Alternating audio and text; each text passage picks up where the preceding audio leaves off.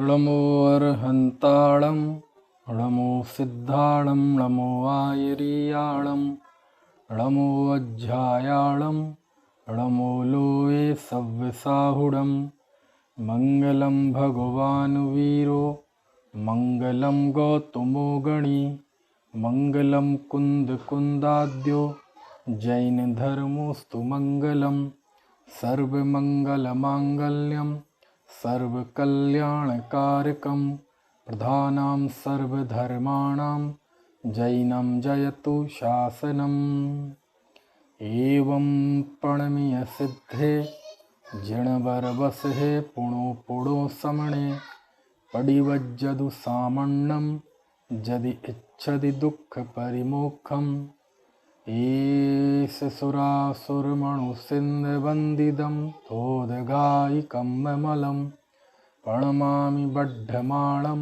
तित्थं धम्मस्य कत्तारम्। श्रवणाचार परमागम प्रवचन सार के आधार से बात चल रही है। शुभोपयोगी मुनि का क्या जीवन होता है, इस पे बात चली। इसके बाद आचार्य ने बताया कि ये जो प्रशस्त भूत राग है ये भी विविध पात्रों की दृष्टि से अलग अलग तरह का फल देता है। उत्तम पात्र तो मुनिराज है, मध्यम पात्र श्रावक है, जघन्य पात्र अविरत सम्यक दृष्टि है। तो ये प्रशस्त राग भी पात्र भेद से है ना अलग अलग फल देता है। इसके अलावा कुछ ऐसे भी पात्र हैं कि इनसे भी नीचे। उनकी बात 256 और 257 गाथा में की कि मिथ्या दृष्टि जीवों को जो वैयावृत्ति अथवा मिथ्या दृष्टि जीवों पे जो हम उपकार करते हैं, तो उसके विषय में 256वीं गाथा में आचार्य ने कहा था कि जो छद्मस्थ के द्वारा बताई हुई वस्तु अर्थात व्रत, नियम, अध्ययन, ध्यान और दान में रत रहते हैं, उन्हें मोक्ष की प्राप्ति नहीं होती। वो सातात्मक भाव को प्राप्त होते हैं, यानी देवगति में चले जाएं, है ना, और वैमानिक देव हो जाएं, कर्म भूमि भोग भूमि के अच्छे मनुष्य हो जाएं, इतना। और छद्मस्थ विहित यानी चूँकि जैन दर्शन में जो व्रत नियम आदि कथित हैं वो सर्वज्ञ कथित हैं, तो छद्मस्थ कथित से आशय हो गया अल्पज्ञों द्वारा बताए हुए, यानी सीधे सा अर्थ है जैनेतर मत में जो व्रत नियम आदि हैं उसकी बात है। जैसे नाचार्य ने एक और अर्थ भी किया कि जो निश्चय व्यवहार मोक्ष मार्ग को तो नहीं मानते और जो केवल पुण्य से ही मुक्ति मानते हैं, ऐसे जीवों के द्वारा कहे हुए, यानी छद्मस्थ का अर्थ उन्होंने ऐसा भी किया कि जो पुण्य को ही मोक्ष का कारण मानते हैं। अब ये चूँकि निश्चय व्यवहार का जो स्वरूप नहीं जानते और पुण्य को ही मुक्ति का कारण मानेंगे, तो स्वाभाविक है वो जिन मत के बाहर है ना।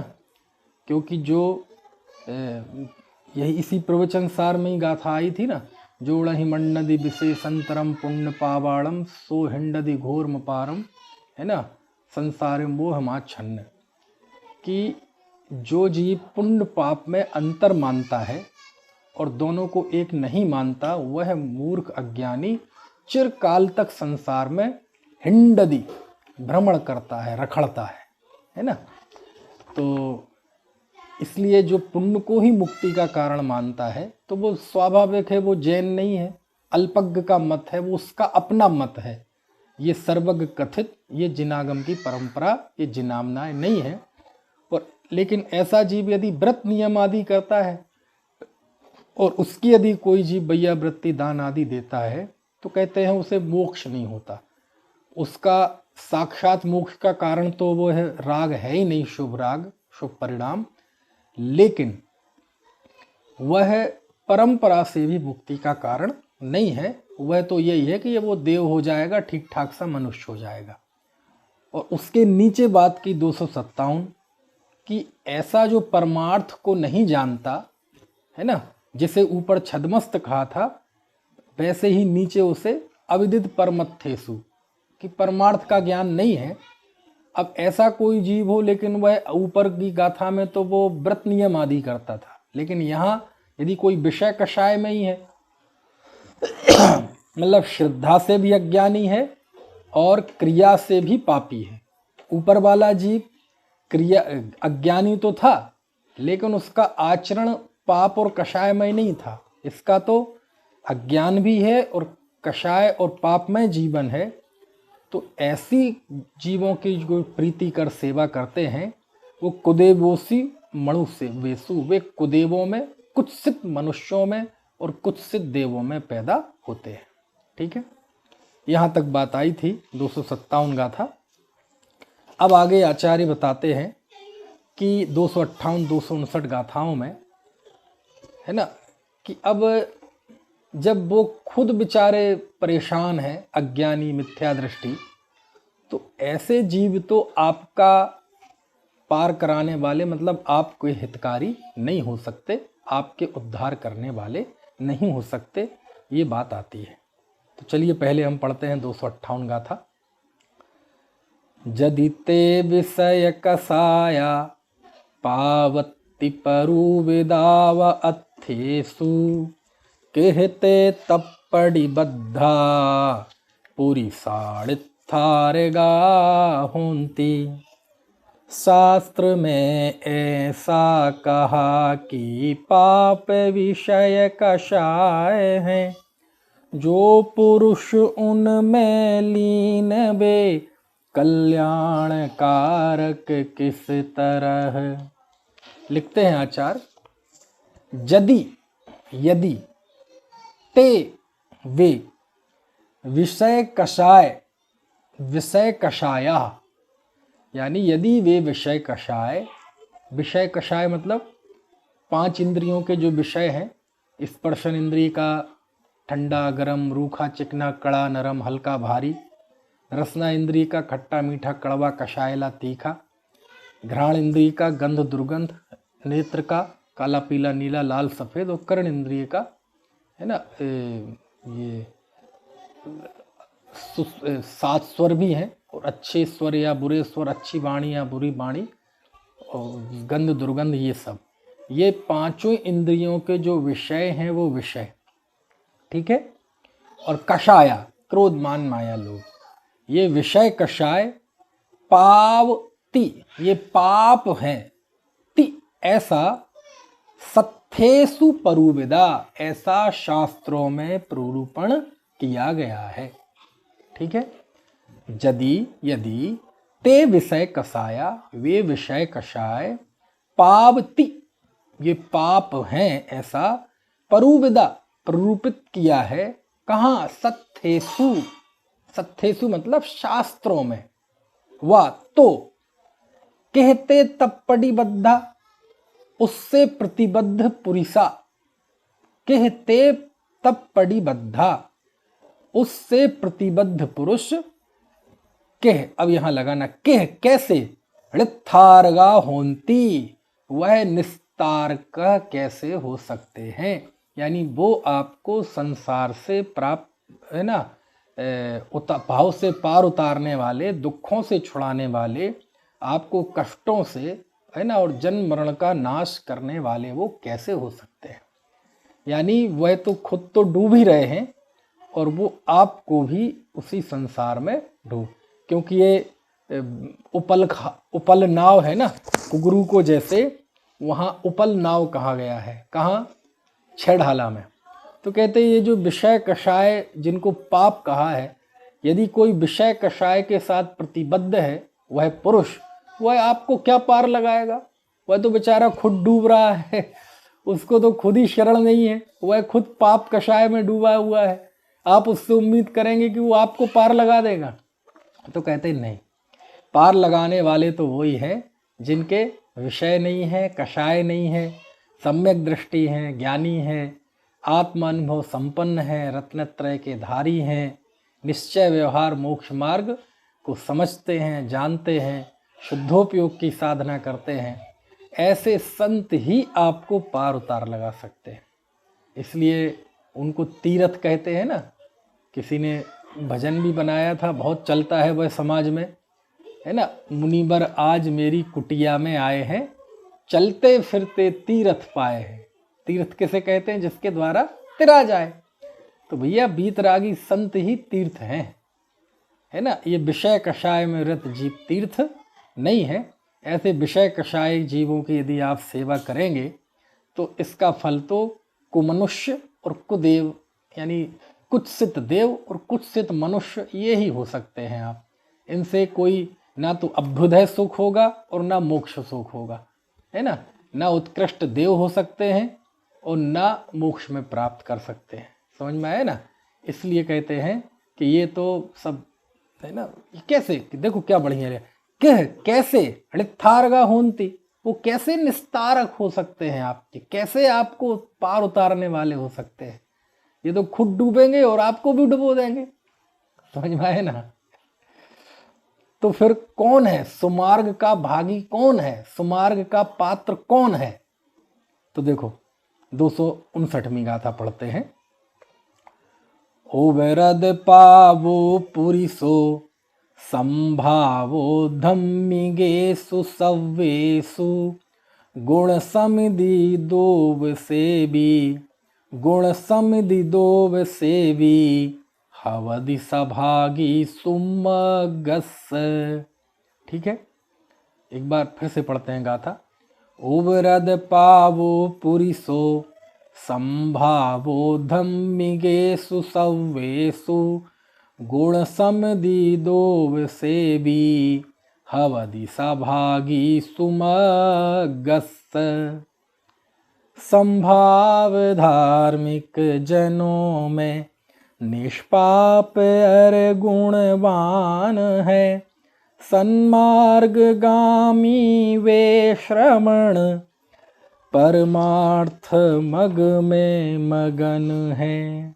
देखो क्या लिखते हैं आचार्य।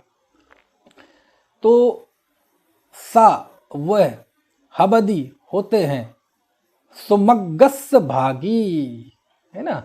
सुमार्ग के भागी, सुमार्ग के भागी मतलब वे पुरुष सुमार्ग में रत होते हैं, दूसरों को भी सुमार्ग में वही लगा सकते हैं।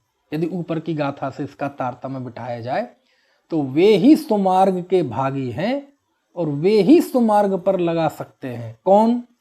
तो उसके लिए लिखा ओवरद पापो उपरत पापा, जो पापों से छूट गए हैं, जो पापों से बिल्कुल ऊपर उठ गए हैं, जो पापों से रहित हो गए हैं, है ना। यानी पाप जिनसे बहुत पीछे छूट गए हैं, समझ में आया ना। ये पाप कौन से हैं? ये पाप जिनके लिए ऊपर विषय कसाया कहा था ना, तो ऐसे विषय और ऐसी कषाय, इन विषय कषाय रूपी पापों को जिन्होंने छोड़ दिया है, इससे बहुत ऊपर उठ गए हैं, है ना, इससे बिल्कुल पार उतर गए हैं। समझ में आया ना। उपरत पापा ओवरद पावो, जो ऐसे पाप से बिल्कुल छूट चुके हैं। अब पाप का वैसे सीधा अर्थ वो भी होता है हिंसा, झूठ, चोरी, कुशील, परिग्रह, है ना। महाव्रत इनके त्याग का नाम है। लेकिन यहाँ पाप से ऊपर की गाथा से जो विषय कसाय की बात की ना, तो यदि वो विषय कसाया उसको यहाँ लागू किया जाए तो अर्थ और गंभीर हो जाता है। क्योंकि विषय कषाय भी तो आखिर हैं तो वो पाप ही ना। पाप मतलब गिरा दे, जो जीव को गिरा दे उसका नाम पाप है, जो पतन करा दे उसका नाम पाप है। तो ये विषय कषाय जीव को गिरा देते हैं, इसलिए ये पाप है। तो इन पापों को छोड़कर, यानी इन पापों से रहित पुरुषों और सब्बेषु धम्मिगेषु संभावो, जो सभी धर्मों में, सभी धार्मिकों में संभाव वाला है। सभी धार्मिकों में कोई भी धर्मी जीव हो, सभी धार्मिकों के प्रति वह समता भाव वाला है। समझ में आए ना। अब सभी धार्मिकों के प्रति समता भाव है मतलब धर्मी कौन होता है? वैसे तो जो सम्यक दृष्टि ज्ञानी पुरुष होते हैं वही धर्मी हैं, तो उनके प्रति भी उनका समता भाव है ना। क्योंकि आमतौर पे मुनिराजों का सामना धर्मात्मा जीवों से होता है। संघ में तो सभी धर्मात्मा हैं, लेकिन आहार देने वाले भी धर्मात्मा ही होते हैं, श्रावक होते हैं ना। वैयावृत्ति करने वाले भी धर्मात्मा ही होते हैं, ठीक है। और कहने का आशा ये है कि जो लोग आपके संपर्क में आते हैं वो भी धर्मात्मा होते हैं। ये तो आपको कम ही सुनने में मिलेगा कि विधर्मी लोगों का समागम साधु को हो गया। जैसे अब अकंपनाचार मुनिराज जो थे तो उनका विधर्मियों से समागम हो गया, मतलब सामना हो गया।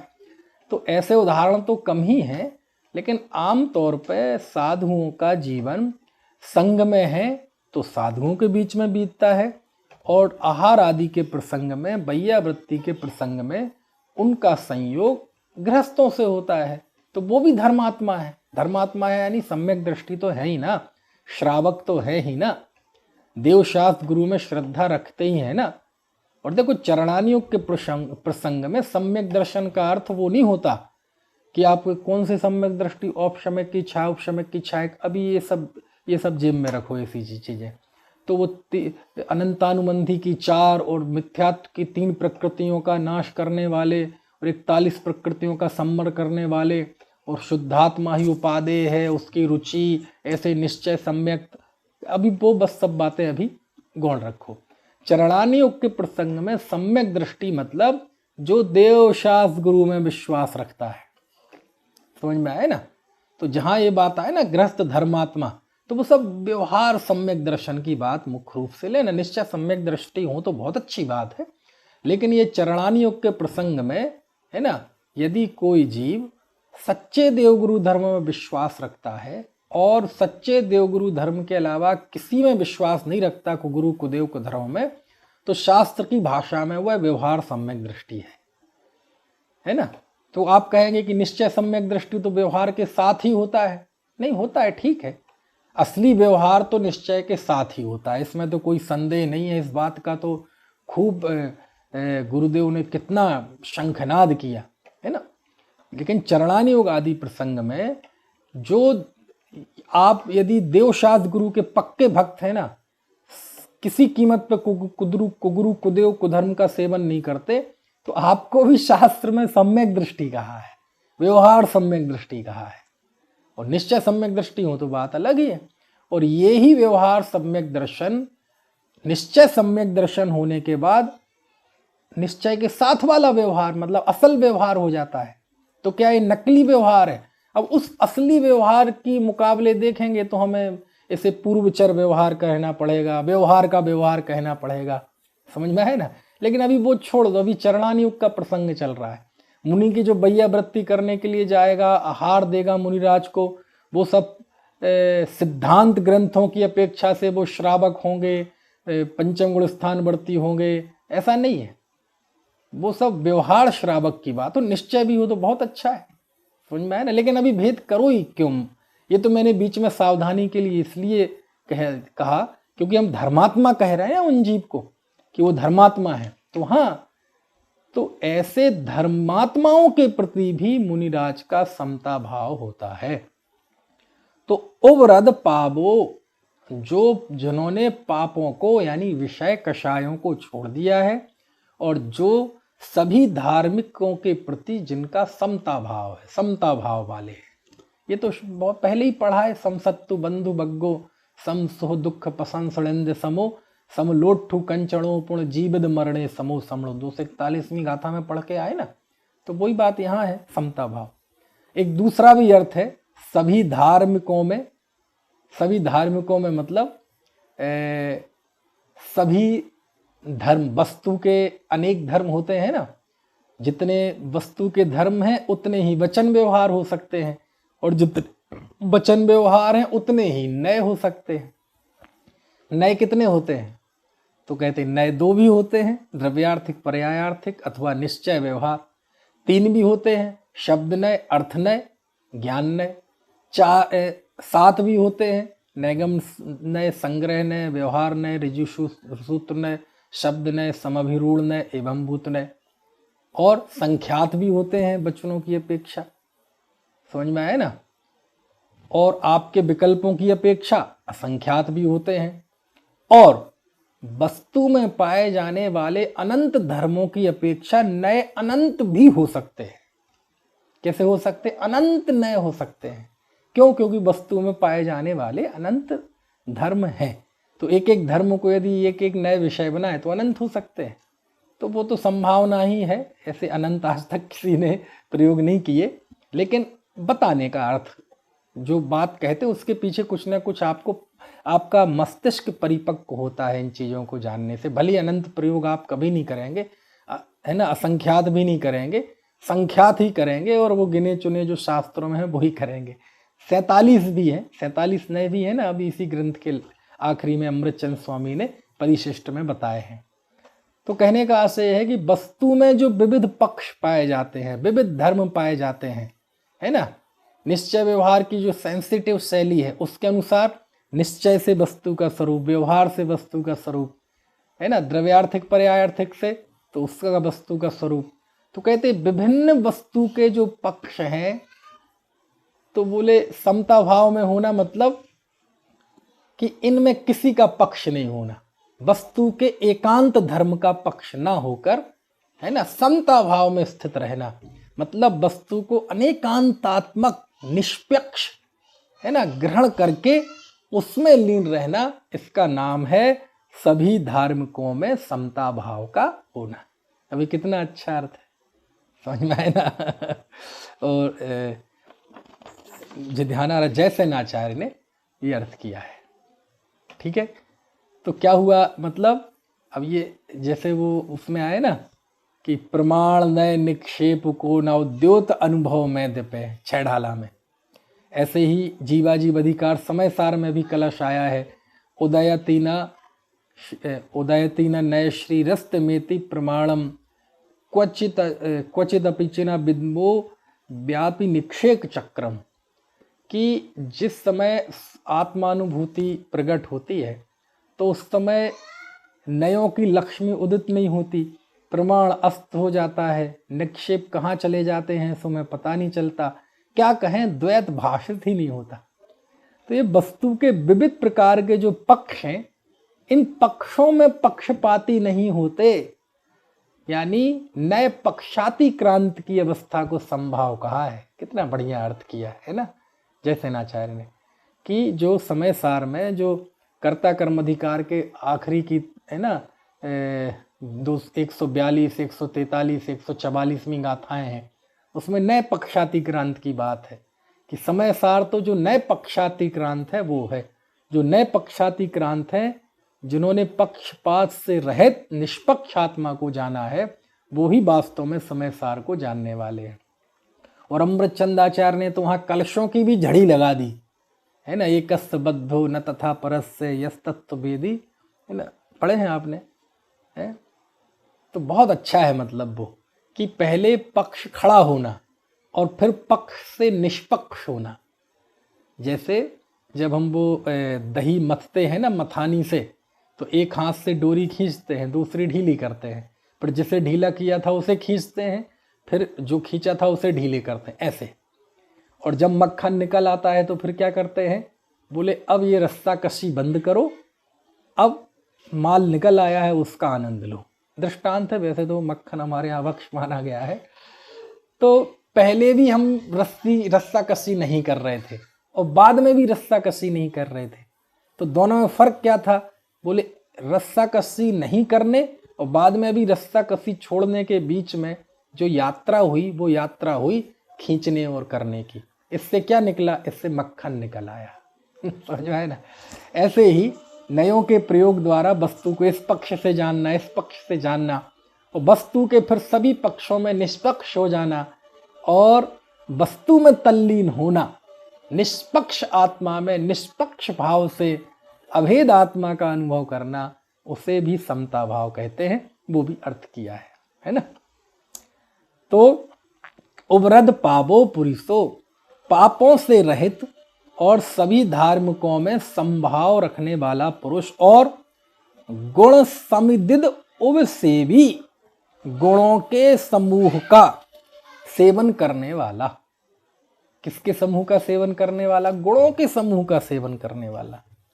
अब कौन से गुणों के समूह का सेवन करने वाला है ना, तो भैया निश्चय से तो अपने आत्म गुणों का सेवन करने वाला। अपने ज्ञान आदि अनंत गुणों का, है ना, एक अखंड पिंड शुद्धात्म तत्व मैं हूं, ऐसे अपने अनंत गुणात्मक, है ना, एक वस्तु का सेवन करने वाला, है ना। और व्यवहार से देखा जाए तो रत्नत्रय का सेवन करने वाला। ये तीन सबसे बड़े गुण हैं, सम्यक दर्शन, ज्ञान, चारित्र, इनका सेवन करने वाला। हवदी होता है सा वह भागी सुमगस्य, वह सुमार्ग का भागी होता है। वह सुमार्ग का भागी होता है यानी उस जीव की तरफ से क्या अर्थ हुआ कि वही सुमार्ग में स्थित है। और ऊपर की गाथा से लिंक कर दो कि ऐसा सुमार्ग में स्थित जीव ही किसी दूसरे को भी मार्ग में लगा सकता है, वही जीव किसी का निस्तारक हो सकता है। रागी द्वेषी विषय कषाई जीव नहीं हो सकते। ठीक है, आपको समझ में आ गई गाथा। गुण समिदिद उब से भी, गुणों के समूह का सेवन करने वाला। हवदी होता है सा वह भागी, भागी, है ना, काय का, सुमगस्य, सुमार्ग का। ठीक है, तो आपके गाथा में एक एक शब्द का अर्थ समझ में आ गया। एक बार गाथा पढ़ लेते हैं, हिंदी दोनों हरिगीत पढ़ लेते हैं, फिर आगे बढ़ते हैं। देखो, जदि ते विषय कसाया पावती परुविदाव सत्थेषु कहते तप पड़ी बद्धा पूरी साढ़ थार गाहोंती ओबरद पावो पुरिसो संभावो धम्मिगेषु सव्येषु गुण समिधि दोव सेवी हवदिसा भागी सुमगस।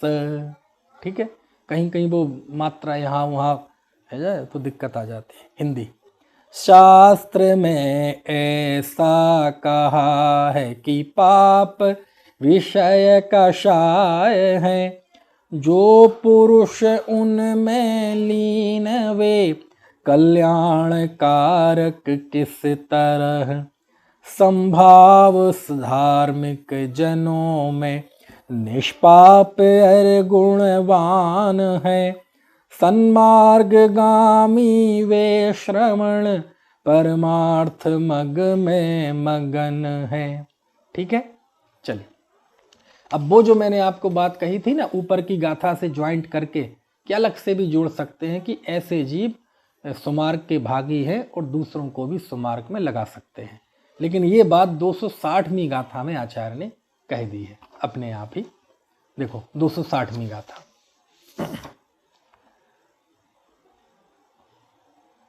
अशुभोब योग रहिदा शुद्धव जुत्ता सुहोब जुत्तावा ऋत्थारयन्ति लोगम ते सुपसत्थम लहदी भत्तो। देखो, शुद्ध अथवा शुभ सहित अरे अशुभ से जो रहित हैं, वे तार देते लोक उनकी भक्ति से पूर्ण बंध हो। देखो, अशुभोपयोग रहिता, जो अशुभोपयोग से रहित हैं। ठीक है, अशुभोपयोग से रहित हैं और शुद्धव जुत्ता सुहोब जुत्तावा,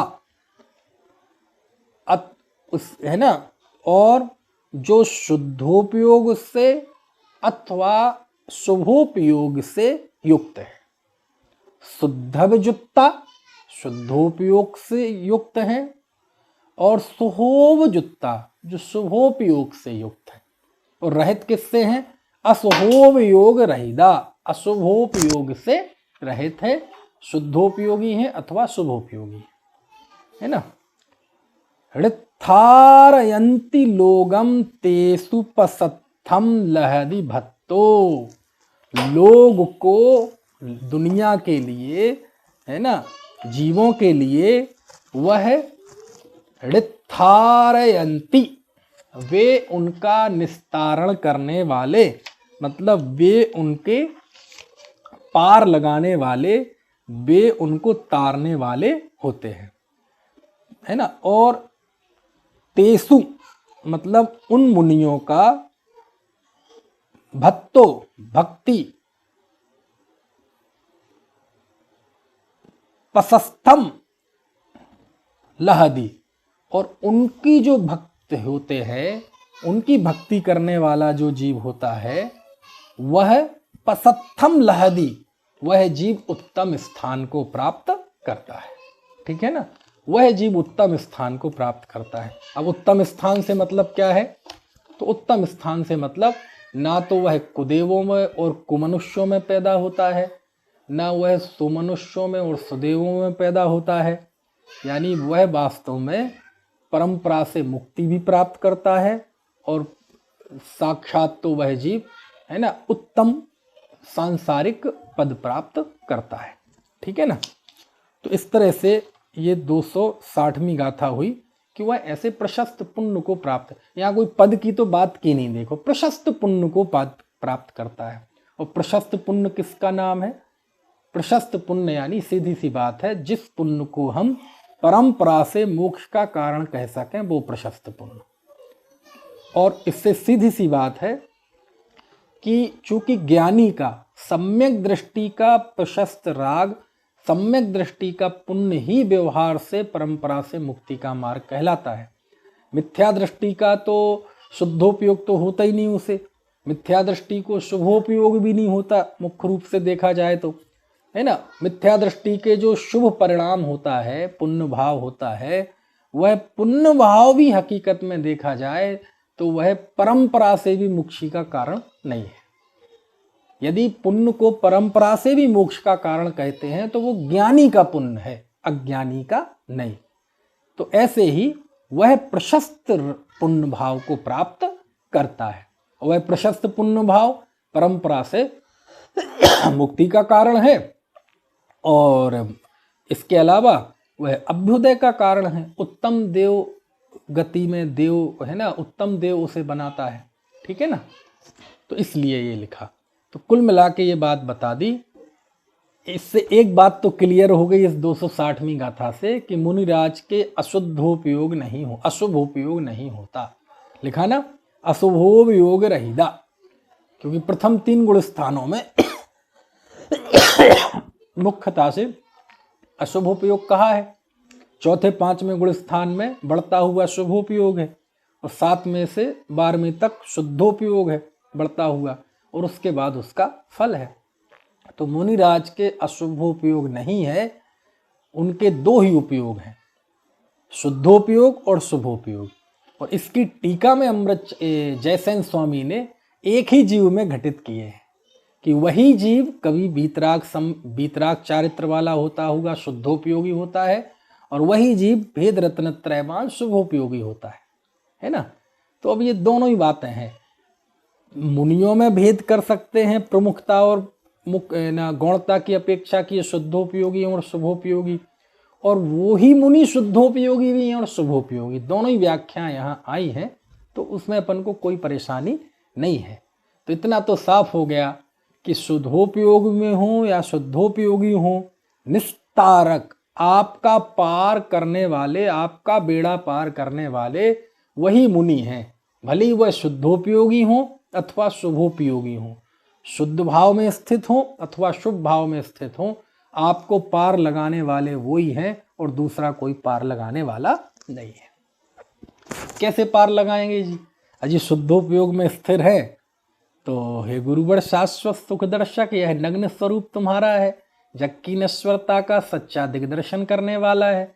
जब आत्म ध्यान की स्थिति में है तो यद्यपि वो मुंह से तो नहीं बोल रहे, यद्यपि आपके प्रश्नों का जवाब तो नहीं दे रहे, यद्यपि आपसे जुड़ तो नहीं रहे, लेकिन उनकी पूरी ध्यान मुद्रा ही मुक्ति मार्ग को बताने वाली है। समझ में आए ना? मुनिराज की पूरी अंतर्मुख निर्गंथ मुद्रा ही हमें मुक्ति को मार्ग को बताने वाली है ना। उनकी आंखें हमें ये कहती हैं कि भैया इन आँखों से बहुत देखा लेकिन कोई देखने लायक नहीं है, आत्मा ही देखने लायक, इसलिए आंखें बंद कर ली। इन कानों से बहुत सुना, अच्छी बातें बुरी बातें, लेकिन जब समझ में आ गया कि ये कुछ भी अच्छा बुरा सुन लो, इस सुनने में धर्म नहीं है, तो तो उन्होंने सुनना बंद कर दिया, है ना। इन हाथों से बहुत कार्य किए, सत्कर्म असत्कर्म, लेकिन सबका फल संसार है, तो हाथ पे हाथ रख के बैठ गए, अकर्तृत्व की अनुभूति में मस्त हो गए। इन पैरों से बहुत गतियां घूमी, नरक त्रयन चारों गतियां घूमी, 84 लाख घूमी, और मनुष्य वर्तमान पर्याय में भी नगर नगर गांव गांव घूमे, तीर्थ पे गए। लेकिन जब समझ में आ गया कि भैया सुख तो अंदर में है, इसलिए चलना बंद कर दिया। पूरी मुद्रा हमें अंतर्मुख होने का उपदेश देती है। और शास्त्र तो ये कहता है कि भैया यदि तुम साधु में और भगवान में फर्क देखते हो तो मिथ्या दृष्टि हो। इतना बहुमान बातचीत शब्द है, टेक्निकल मत लेना, है ना। टेक्निकल लेंगे तो फिर साधु और तीर्थंकर में अरहंत में फर्क ही नहीं रहेगा। लेकिन बहुमान आपको समझ में आ रहे। छेड़ाला में लिखा कि जब वो ध्यान में बैठते हैं तो हिरण आते हैं और उनसे खुजली करके चले जाते हैं, उन्हें लगता है कोई पत्थर है, तो ऐसे, लेकिन वो ध्यान में बैठे रहते हैं, है ना। तो ये जो यदि वह अपने ध्यान में स्थित हैं, शुद्धोपयोग में स्थित हैं, तो वो तो बिना बोले ही सारी दुनिया को निस्तारण यानी पार लगाने का उपदेश दे रहे हैं, बिना बोले, है ना। ऐसा हमने बार बार सुना है, अभी हमें लिखित प्रमाण नहीं मिला है, उस सुने के आधार पर कह रहा हूँ। देखो जो बात वो मैं साफ साफ कह देता हूँ, क्योंकि मुझे अभी लिखित नहीं देखा। यदि आप में से किसी को लिखित मिल जाए कि तीर्थंकर दीक्षा लेने के बाद बोलते नहीं हैं, ऐसा एक सामान्य नियम यदि लिखा मिल जाए तो मुझे भी बता दीजिएगा। क्योंकि मैंने बड़े विद्वानों से सुना है, तो वो भी एक तरह का प्रमाण ही है। तो तीर्थंकर दीक्षा लेने के बाद बोलते नहीं है, तो फिर वो तीर्थंकर हैं कि नहीं? चलो तीर्थंकर तो जब वो बनेंगे दिव्य ध्वनि खिलेगी, लेकिन अभी वो जीवों का उद्धार करने वाले हैं कि नहीं, पतित पावन है कि नहीं साधु? कहते हैं ना, तो बोलते तो है ही नहीं। अरे वो बिना बोले ही दुनिया को मुक्ति के मार्ग का उपदेश दे रहे हैं। जब वो सारी दुनिया से निरपेक्ष होकर, है ना, जब पर्वत के ऊपर किसी वृक्ष के नीचे जब वो ध्यान में बैठते हैं, तो वो सारी दुनिया को चैलेंज कर रहे हैं, सारी दुनिया के सामने एक समझ लो जो चुनौती पेश कर रहे हैं कि जिस सर्दी गर्मी भूख प्यास में तुम घर में दुबक जाते हो और विषयों के ऊपर झपट्टे मारते हो, देखो मैं अकेला एकाकी जीव यहाँ उन्हीं विपरीत परिस्थितियों में बैठा और अंदर में आत्म ध्यान की धुनी रमा रहा हूँ, ज्ञानानंद की होली खेल रहा हूँ, धिक्कार है तुम्हें, ये आत्मा का सौंदर्य है। तो वो बिना बोले ही दुनिया को चुनौती दे रहे हैं और आपको मोटिवेट कर रहे हैं, हमें प्रेरित कर रहे हैं, काय के लिए? कि श्रावण अंगीकार करो। समझ में आए ना? है, क्योंकि उनकी दिगंबर निर्ग्रंथ मुद्रा ही संसार की असारता को बताने वाली है। सारी 12 भावनाएं जो हम भाते हैं वो एक मुनि मुद्रा में आप देख सकते हैं। समझ में आए ना? और बोध पाहुड़ में जहां दर्शन की बात है ना, वहां लिखा कि दर्शन क्या है। बोध पाहुड़ की गाथा है कुंद कुंद देव की, बोले जो निर्ग्रंथ मुद्रा है यही दर्शन है, बोलना नहीं। बोले जो निर्ग्रंथ मुद्रा है ये मुद्रा ही दर्शन है, यही फिलॉसफी है, यही जैन मत है, यही समय है। बात समझ में आ रही? तो यदि कोई जीव शुद्धोपयोग में स्थित है तो शुद्धोपयोगी साधु तो बिना बोले ही उनका रोम रोम, उनका अंग का एक एक जर्रा जर्रा, शरीर का एक एक अंग आपको अपने आत्म स्वरूप में जाने की प्रेरणा, है ना, और अनित्य आदि जो संसार की वस्तु का स्वरूप है उसका बोध करा रहा है बिना बोले।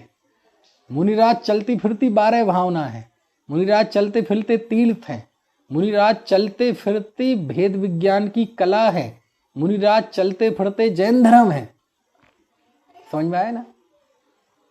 और यदि वह मान लीजिए शुभोपयोग में आए और आपको उपदेश उपकारक लिखा ना कि शुभोपयोगी मुनि उपकार भी करते हैं, और आपका उपकार करने लगे, तो उपकार करने में मतलब आपको उपदेश ही दे सकते हैं उपकार को, और क्या करेंगे? आपको दीक्षा लेना है तो दीक्षा दे देंगे, वो ग्रहण कर लेंगे, आपका अनुग्रहित कर देंगे आपको।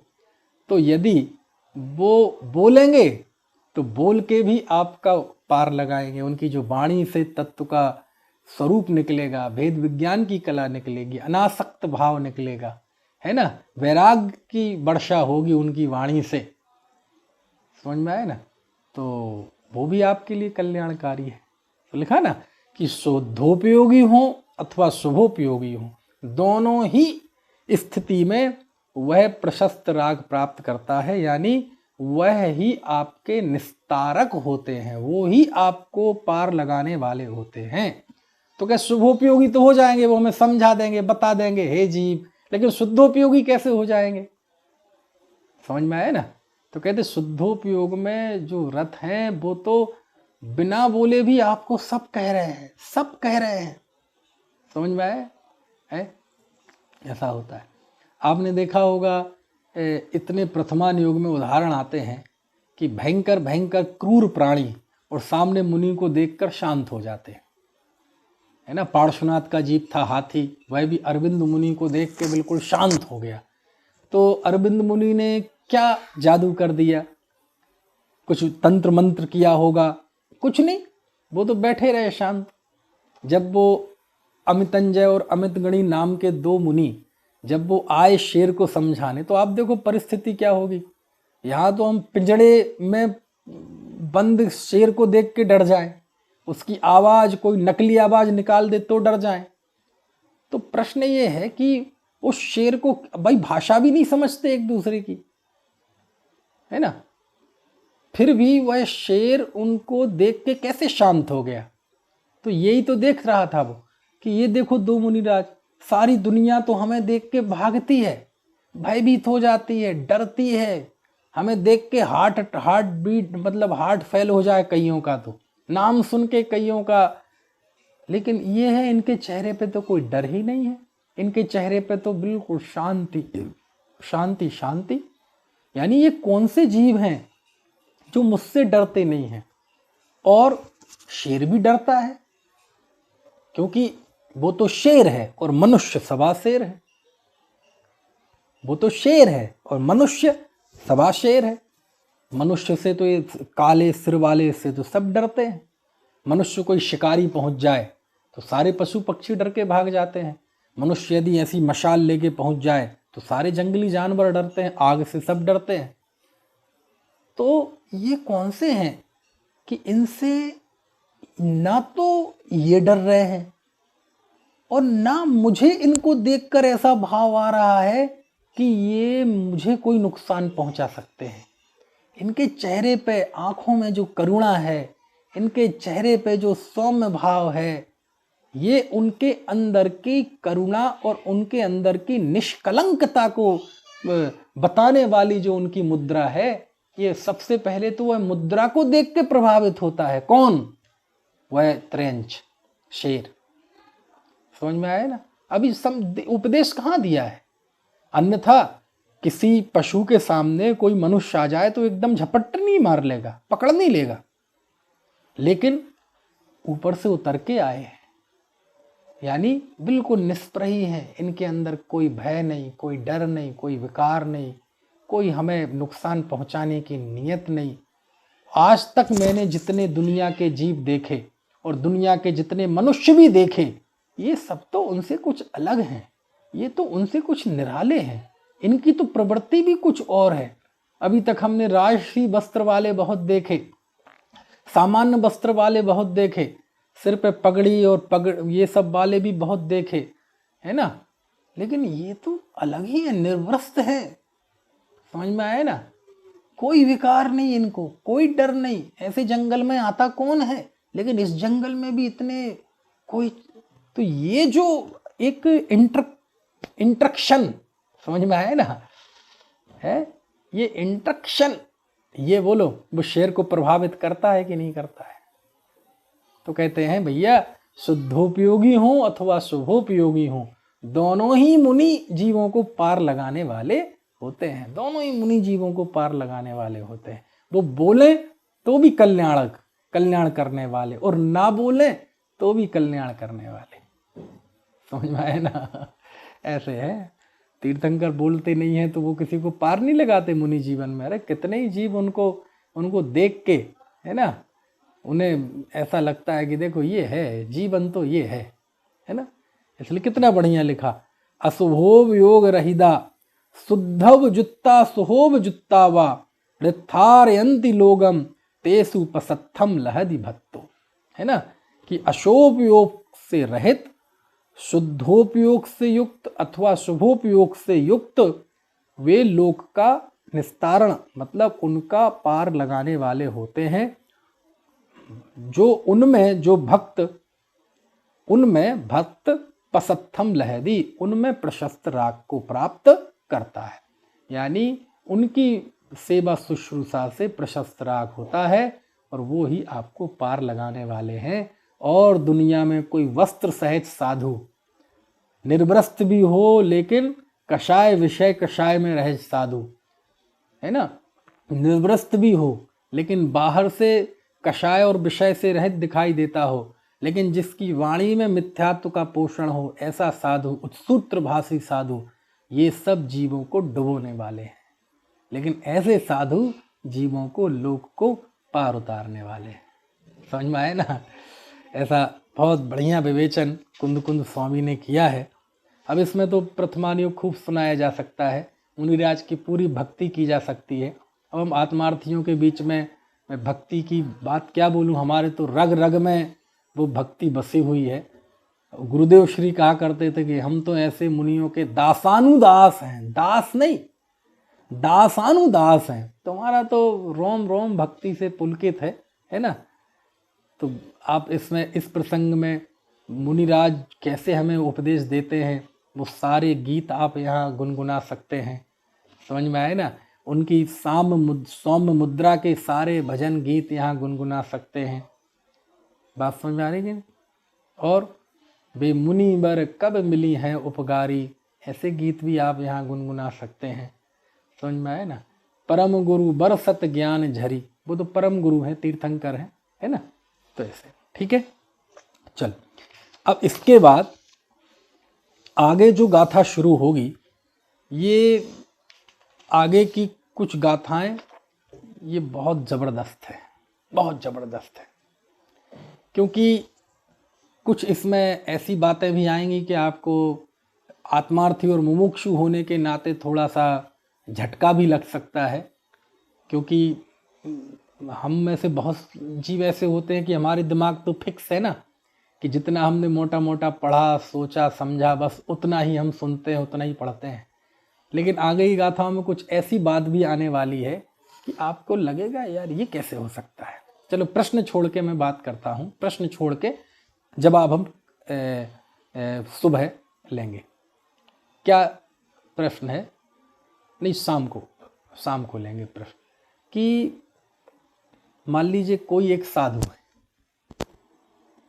आपको जिज्ञासा के साथ में शाम तक के लिए छोड़ रहा हूँ। मान लीजिए कोई साधु है और सामने से कोई साधु आ रहे हैं। क्या, मान लीजिए आप उदाहरण के लिए कल्पना कर लो थोड़ा, आप साधु हैं, ठीक है, और सामने से कोई साधु आ रहे हैं। हो सकता है आपके ही संघ में आ रहे हो, क्योंकि अधिवास या विवाह सेवा वो अपने संघ में भी रह सकते हैं, शिक्षा आदि के लिए दूसरे की संघ में भी रह सकते हैं। तो वो आ रहे हैं सामने से, तो आप क्या करेंगे? क्या करेंगे आप? बोले नहीं, हम तो परीक्षा करेंगे साहब, कि पता नहीं वो सच्चे साधु हैं कि नहीं, भावलिंगी हैं कि नहीं, रत्नत्रयधारी हैं कि नहीं। तो आप वंदना करेंगे कि नहीं करेंगे? आप साधु हैं और दूसरे साधु कोई सामने से आ रहे हैं, तो आप वंदना करेंगे कि नहीं करेंगे? यदि आप कहेंगे हम करेंगे, तो फिर आप परीक्षा प्रदानी कहाँ रहे? आप तो, हम तो भगवान की भी परीक्षा करते हैं। समंतभद्र स्वामी ने तो भगवान तक की परीक्षा की, ठीक ही नहीं? देवागम न भोयाने चामरादि विभूतया माया विश्वपि दृश्यन्ते नातस्तमसीनो महान। भगवान की परीक्षा कर रहे हो और आप कह रहे कि हम तो परीक्षा नहीं करेंगे।